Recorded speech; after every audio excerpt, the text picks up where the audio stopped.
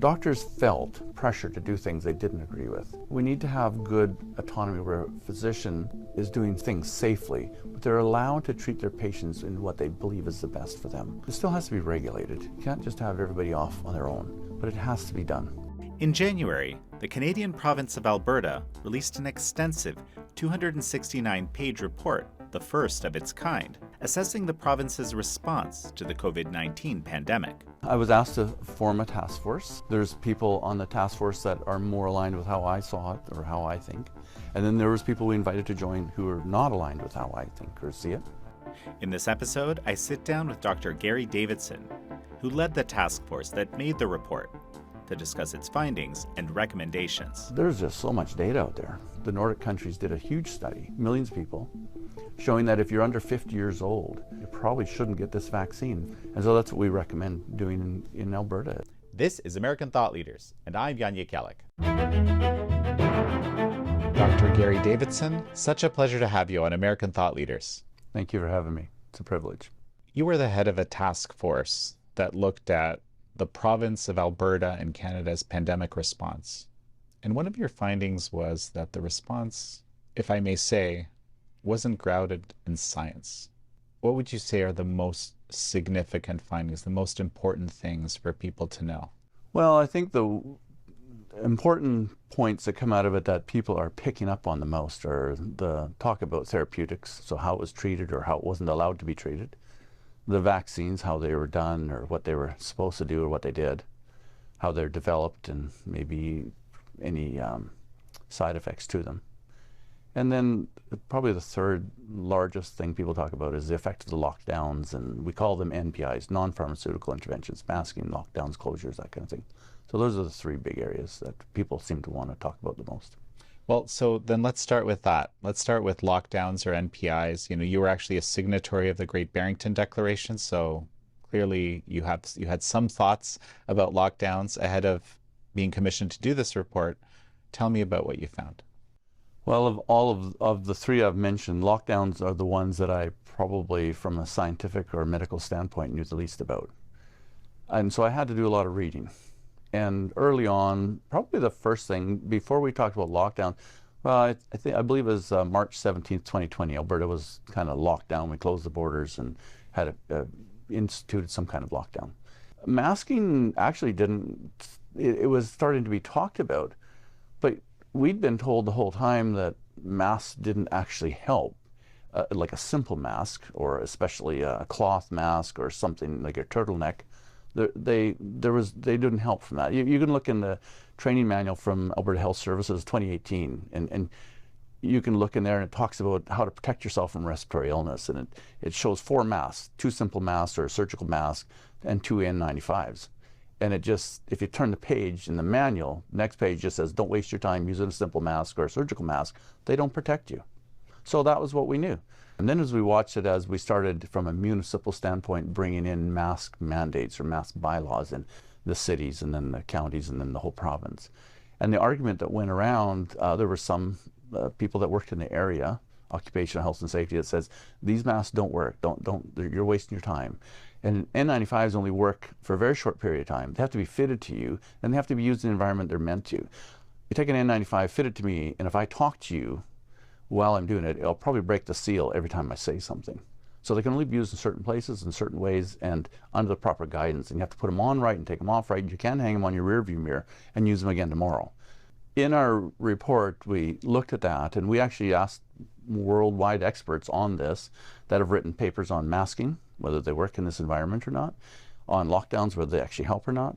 We looked at triangulation, so we'd compare, how did our outcome compare to Sweden, where they had none of these things. They didn't close any schools. They didn't mandate anybody to do anything, because legally they couldn't, I understood. I've talked to the Chief Medical Officer of Health, who was for Sweden at the time, Anders Tegnell, a great guy. And if you look at it, their outcomes are better than ours. And they have social medicine, so you can compare apples to apples. You know, it's hard to compare Alberta to somewhere in the States sometimes because the medical system is very different. But you can compare us to a Nordic country, I think, fairly clearly, and showing that they didn't really have much impact. And you could look county to county in the States. There's lots of states that let the different counties or different regions do whatever they felt was best. And if you look county to county, many of these states showed there's really no difference, whatever the county did. And then they would start talking about the best thing was to have good filtration, good air movement. Putting things up on kids' desks actually stopped the air movement, caused air to swirl, didn't clear out properly, and actually caused worse outcomes in some studies. So what came of it is it didn't really seem to matter what people did as far as lockdown and masking. It didn't have much impact. Before the decisions were made in Alberta, there was 2 large studies that were both peer-reviewed in medical journals that just showed that it didn't really have any difference. In fact, if you wore a fleece mask, like a turtleneck or a neck warmer like we have in Canada when you're skiing, it actually made it worse, because then it took droplets and broke them smaller, aerosolized them, and they hung in the air longer, making it more dangerous. So actually, but I personally was skiing during this time, and if you were just pulled up your neck tube when you went up the ski lift, you could get on. If you didn't have it on, they'd throw you off and take your ticket away. It was completely anti-science, but this is what was pushed. And so this is what our study talks about, is like, it didn't really appear that these things made much difference. Having said that, there are times when masks absolutely are important. Respirators, which are in 100s, which we use them for very serious things. We use them, N95s, we use them in the hospital, and that's where they're meant to be used, in a controlled medical environment, and they have their place. To say that masks don't work is not true, but how masks don't work pushed for some things at different times, right? Right. Yeah, they have to be used how they were studied to be used for, more importantly. And they just were kind of willy-nilly, it seemed, and that's not how you do things like that. That's not scientific. But so essentially your finding was that this broad use of masks and this broad use of lockdowns was used, but it didn't have the desired impact in somehow affecting the transmission of the virus or the infection rates and so forth. But it did have some other kinds of effects, obviously, right? We heard from lots of people with respiratory illness that couldn't wear masks. They just couldn't breathe well. I know that from people firsthand. People who had been traumatized in the past felt very afraid or felt overwhelmed wearing a mask. I was talking to a speech therapist in Alberta, and the increase in speech therapy consults when the masks rolled out were substantial, to say the least. Because children learn from watching you, listening to you, and learning how to speak. They mimic us, and they lost that, and the impact that had.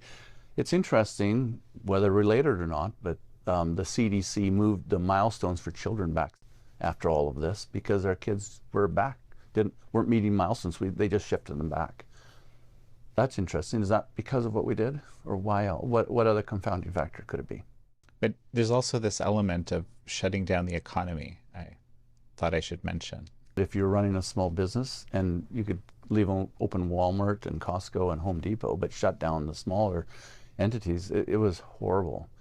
So and I've mentioned this before, you can go on Alberta government's dashboard and look at accidental deaths and suicides and on there, and watch every time we lock down and look what those numbers do. It's a massive impact. You can't ruin somebody's life and it not impact. It's interesting, it's very easy to find. There's a study that shows that related in the United States, for every percentage number increase in unemployment, the suicide rate goes up substantially. So that's an unintended consequence of the lockdowns that I don't think we considered, to be honest with you. I find it quite interesting, one, that this study was commissioned at all, because I'm not aware of many governments having done anything like this. I mean, perhaps I'm literally, I looked, I'm not aware. But, and the second part, that you were chosen to head this task force. So tell me a little bit about that. Yeah, I find that amazing myself, to be really honest with you. I'm just an emergency room physician from a small city and small province and small part of the world. And at the time, our current premier was in the media. And we met at a political function where she was doing media, and my wife was towing me into every political event she could, because we knew we had to be involved because of where our province was going. And so we actually connected and conversed a lot. We had meetings with decision makers that she was part of. And then when she became our premier, she asked me to do this. And I believe she knew that then I would do what was honest, regardless of what it showed. Because not everybody wants to know. And I'm sure she knew the report wouldn't come out saying we did just a smashing job. And that's a lot of courage for a politician. I admire way more courage than I had. Dr. Davidson, one moment. We're going to take a break, and we'll be right back. And we're back with Dr. Gary Davidson, Task Force Chair of the Alberta COVID Data Review. Let's talk about therapeutics. So what did the report find about the use of them? Yeah, that one's... And just to be clear, therapeutics are things that you would use just to treat the disease, sure, right? Sure. So there's two parts of therapeutics. There's the things that we were allowed to use, the things that we were told we could use, things that were used by the medical establishment, and things we couldn't use. So we looked at them, not all of them, of course, there's lots of things, but we looked at the ones everybody knew about. So the medications we weren't allowed to use were things like ivermectin, hydroxychloroquine, fluvoxamine. Vitamin D was even discouraged, which I don't even understand that. And we looked at the recommendations against them. And if anybody can look up the recommendations against ivermectin, for instance, and there's, I think, 10 studies they used to recommend against it. And none of them actually said you couldn't use it. They just said more study needs to be done. So they said, well, we think because it's dangerous, and I don't even know what that's based on, because it's by far the most safe drug I've ever prescribed. They recommended against it. I was taken back by that, because if you read the studies they use, it doesn't actually say that, but the recommendation does. And that confuses me. In a time when we had people dying and needing something, why wouldn't we try it? It's so safe. You know, I could give you a 30-day prescription for ivermectin, and you could accidentally take it all today, and it probably wouldn't hurt you. You might get a tummy ache and some GI symptoms, but tomorrow you'd never know you did it. Not good. I don't recommend you doing that, but that's how safe it is. If you did 30 days worth of Tylenol or Advil or Benadryl or anything you could find at 7-Eleven or in the corner store, it wouldn't work out well for you. I can promise you that. I don't know of another medication over the counter or prescription I could do that with. I can give it to just about anybody. It interacts with almost no medications and has almost no side effects at crazy dose overdoses. So there was a false story that came out. Somebody was interviewed in the States. It went into Rolling Stone saying that the emergency department in some state was overrun by ivermectin overdoses. Completely fabricated story, completely retracted. It wasn't true. There's a famous short clip of a video of two physicians in the UK talking about an ivermectin study. And it's on YouTube right now. And I watched that, and they talked about this study and how it seemed to be the results were co-opted by whoever's paying for by the study. That one's quoted often, that study, even though it's probably not true. So I knew all of these things, and so why we stopped ivermectin and why we keep telling today even that it's a dangerous drug. I don't even understand where that comes from.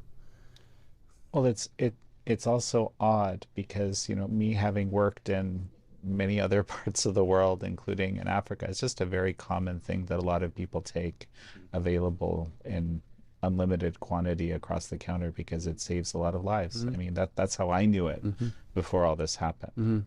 Yeah. Yeah, you know, I mean, if you recall recently, the FDA actually had to recant all of their social media stuff about you're not a horse, if you remember that one. They actually had to take it all down. They didn't lose the lawsuit, but they agreed to take it all down over a lawsuit. Why did they ever do that in the first place? I don't have any idea. You know, so those are the drugs that we couldn't use. Then there's drugs that we were supposed to use, like remdesivir, which has a long history. That first came out as an AIDS drug many years ago that had a horrible safety profile.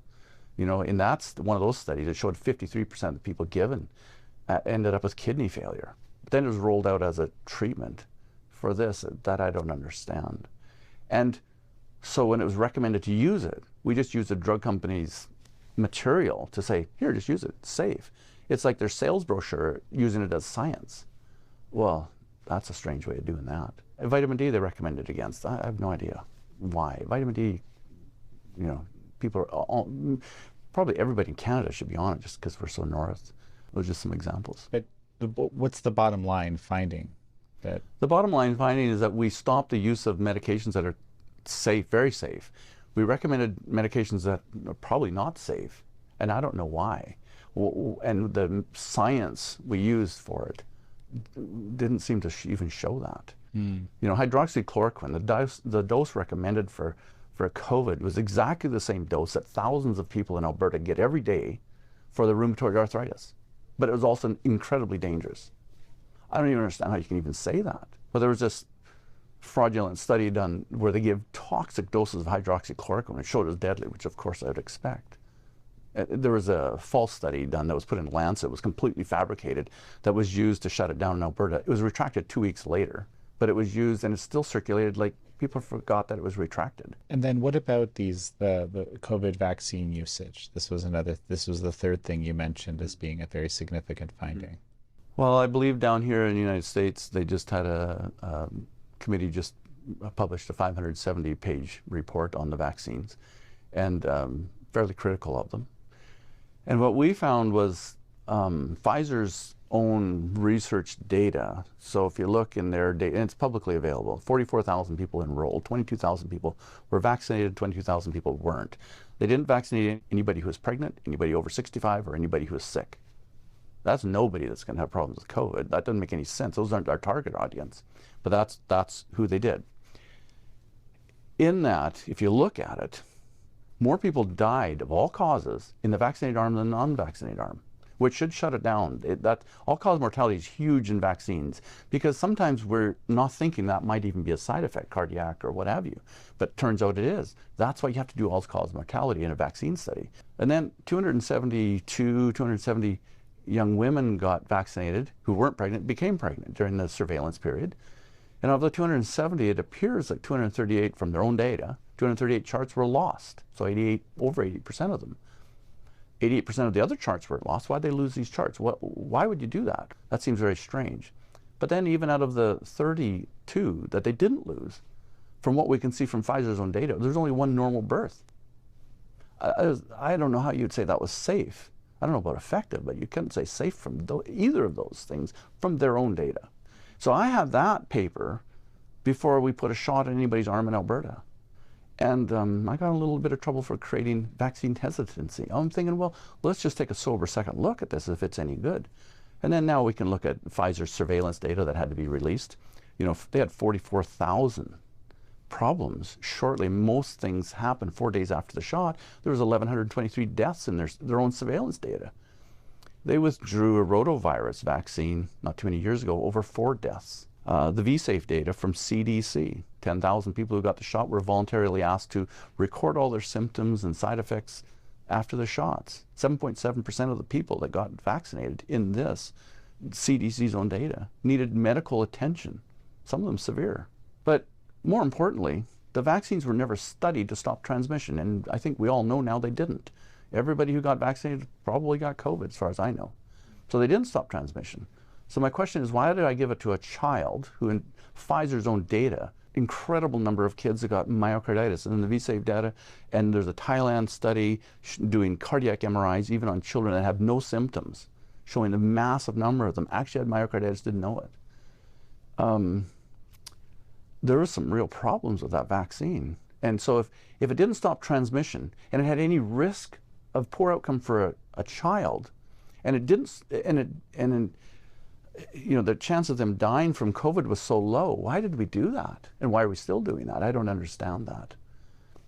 So that's what we found, and that's just looking at their own data, and that's looking at our data, Alberta surveillance data. And you know, there's a Cleveland Clinic study, which I know people have talked a lot about, but massive study. And they showed that the more vaccines you had, the more likely you were to have a poor outcome. There's just so much data out there. The Nordic countries did a huge study, millions of people, showing that if you're under 50 years old, and if you don't have any really good reason, you probably shouldn't get this vaccine. In fact, you need to go to your doctor and talk about the risks and benefits to see if you actually need it or not. And so that's what we recommend doing in Alberta. Is the Nordic countries are very similar to us geographically in every way. So I think that would be fairly reasonable to use their study or do it ourselves. Explain to me how this team worked, to reach these conclusions that you did. So I was asked to form a task force. There's people on the task force that are more aligned with how I saw it or how I think. And then there was people we invited to join who are not aligned with how I think or see it. But the Premier thought it would be very important to have a balanced task force so that we're not criticized by being over here or over there. Most of the people we invited didn't want to be part of it. So we ended up with a little bit smaller group than we wished. I'd be honest with you, it was a huge job. And I thought, I don't know how we'll do this. So very fortunately, we were able to reach out to world-renowned people in their field and say, can you help us with this? So they shared with us massive amount of studies, massive amount of research and data in NPI area, in different areas. So we were able to resource world-renowned people in those areas. And you can look at our references, hundreds of references we quoted. Many people are in there that we're very grateful to. And so our little team was able to tap into a broad group. And we sat down with people that agreed with us in this area and didn't agree in that area. That's how it should be. And there's a disclaimer, even the people that we list in our contributor list, it says right there, just because they're a contributor, agree to have their name, doesn't mean they agree with the whole study. That's so important. I'm not going to say whether I agree with the whole study or not. I'm the final author, but there's times when I defer to somebody that knew much more than I did. As long as they had the references that could show me the studies, and we could quote them, we could use it. I didn't want anybody's opinion, and that was the only criteria. So that's how we kind of expanded our team. I really enjoyed this conversation. Now, any final thoughts as we finish? No, I really appreciate taking the time. It's been a lot of work writing this report. I really enjoyed it, and I hope that it makes a difference. I really do. And I hope it opens public scientific discourse above all. Well, Dr. Gary Davidson, it's such a pleasure to have had you on. Thank you. I appreciate your time. Thank you all for joining Dr. Gary Davidson and me on this episode of American Thought Leaders. I'm your host, Jan Jekielek.